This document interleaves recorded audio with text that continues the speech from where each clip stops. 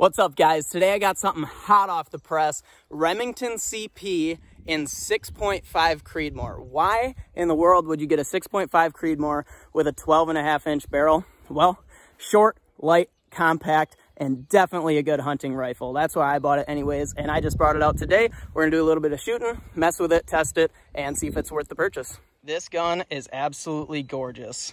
Absolute showstopper for sure. Like I said before, super short, light, compact, gonna be a great hunting rifle, pistol. But there's a couple things that worry me about this gun. Number one, the length between your brace and your optic. This is sitting up higher because of my AR mount, but even if you had lower rings on this, I still feel like it's gonna be hard to set your cheek on this to get a good view behind the optic. Another thing is 6.5 Creedmoor, really high pressure round, especially on a 12.5-inch barrel. This baby's gonna be loud. So we'll see how that does. And then lastly, the velocity coming out of a 12.5-inch barrel might not be adequate for a lot of people who buy the 6.5 Creedmoor for the types of shooting they wanna do with it. So when you take this thing out of the box, guys, first thing you notice is how sturdy this thing is. It feels like it's built like a tank, but it's not heavy like a tank would be. Really nicely built gun so far anyways. R700 action, standard, but it definitely puts the rounds in the chamber very nicely. There's no like slop wiggle room like that. M-lock rails up the front, SBA 3 brace on the back, different positions you can lock it in. I like that. Safety, really nice click upward. I did notice when you're bringing it back down, it's sort of hard, grimy. I don't know if that's normal or not, but thought I'd mention that. Otherwise, you got the threaded barrel. All in all, this is a really cool gun. And now we're gonna do a little bit of testing on it. Like I said before, how loud it is, do some velocity testing, compare it to a 22-inch barrel, shoot it suppressed, see if it's super loud with that 12-inch barrel on there. And definitely check how it is aiming down the scope. All right, guys, unfortunately, I did not just catch that first shot on film. Don't put a brake on this gun. It's just crazy loud, super big concussion. We'll give it another go here. The first velocity reading was 2243 feet per second. Let's try it again.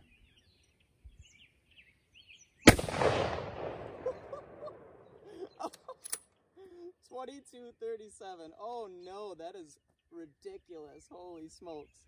First and foremost, wear hearing protection. That thing is crazy loud. The concussion just takes it right out of you. Definitely would not recommend putting a brake on there. I have this one on there because I'm going to be shooting it suppressed. So yeah, let's shoot it suppressed, get the velocity readings while being suppressed, and then we'll compare it to the 22-inch 6.5. All right, I probably shouldn't be doing this, guys, but we're gonna shoot it without hearing protection, suppressed. I feel like it's gonna be still pretty loud, but we're gonna give it a shot anyway, so I can let you guys know if you want to wear hearing protection or not.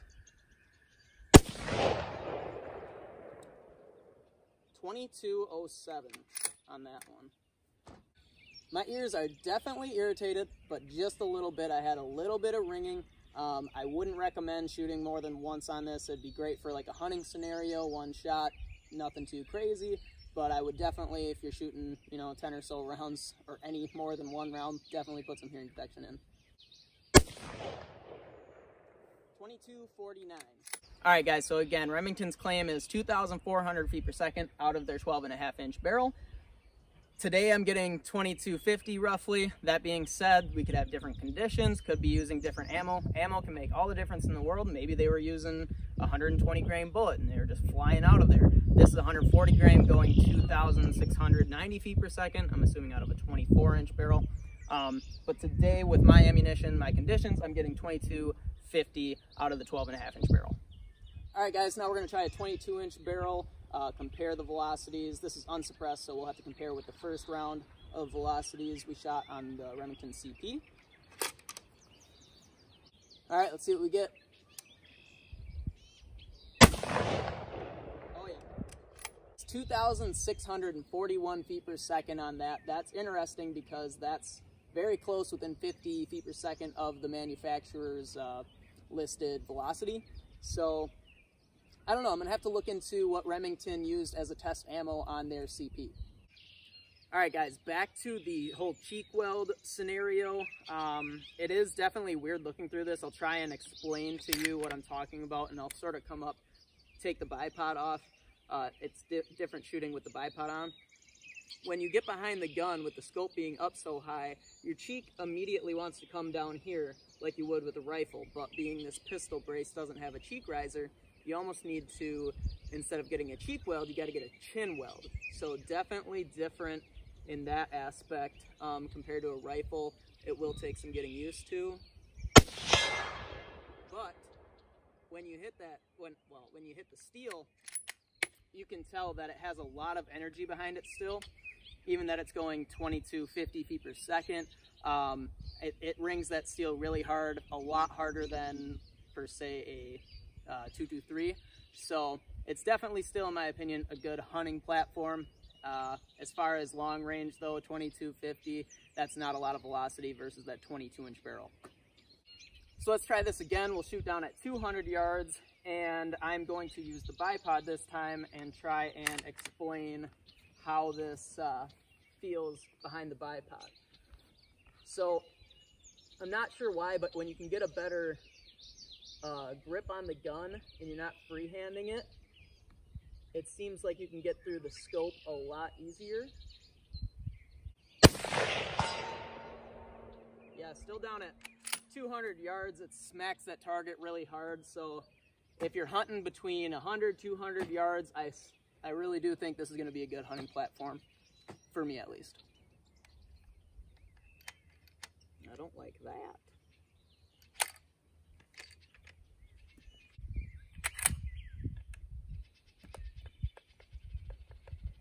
I had a couple of issues. Number one, when I went to put the round into battery, the tip of the bullet got stuck on the bottom of the chamber and I had to eject it. Then the next one chambered fine. I went to eject it and it stuck in, and it almost looked like something on this 5-round mag with the spring was just holding it weird maybe. No issues with 10-round mags, but the 5-round mag had a couple issues right off the bat. Haven't experienced any issues with this other than that. It does ship with a 10-round mag. I'm assuming maybe that's why. Okay, what the heck? 5-round mags are out. All right, last test I'm gonna do, guys. I'm just gonna shoot at 100, 200, and see if I can go back and forth on them, see if it's a good rifle that you can engage multiple targets or quickly transition when you're shooting. All right, here we go.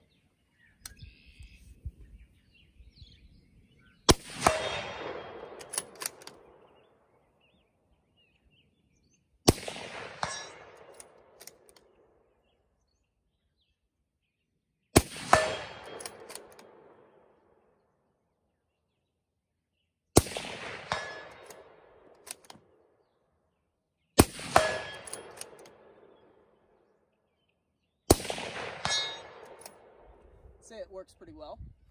So it's been a couple of weeks since I shot that last scene. I wanted to put a few more rounds through the pistol before I sort of came to a conclusion on it. And as always, guys, this is nothing serious. I'm just doing an educational video from a personal perspective to give you guys an idea if this is a worthwhile purchase to make. Right off the bat, guys, it is a really cool gun. I think it is worth the purchase for me personally. It's going to be a really good hunting pistol for me. And on top of that, it's going to be really fun. When I have people over to shoot, they're going to be like, oh, what is that cool gun? Just a really unique, different kind of shooting experience that you can introduce to other people. On the other hand, the issues that I listed earlier are definite concerns you should know before you pick this gun up. Getting behind the gun is a completely different shooting experience. It's not like shooting a rifle. This is absolutely a pistol. The brace does exactly what it's designed to do and make the gun different to shoot than a rifle. It's not as comfortable at all. With that being said, though, you guys saw me go back from 100 to 200 back and forth. The gun works great. You can really learn how to shoot it. It is just definitely different to shoot. Secondly, guys, we all know that guns are loud, but just know that this one is definitely louder than most, being such a high pressure cartridge, short barrel. It's not something I'm going to shoot suppressed without hearing protection on. Lastly, and probably most importantly, we got to go over the velocity on this thing. Definitely not as fast as I was hoping. Again, if you're running maybe 120 grain projectile, you might get that 2,400 feet per second, but with the 140s, 2250, not the most impressive.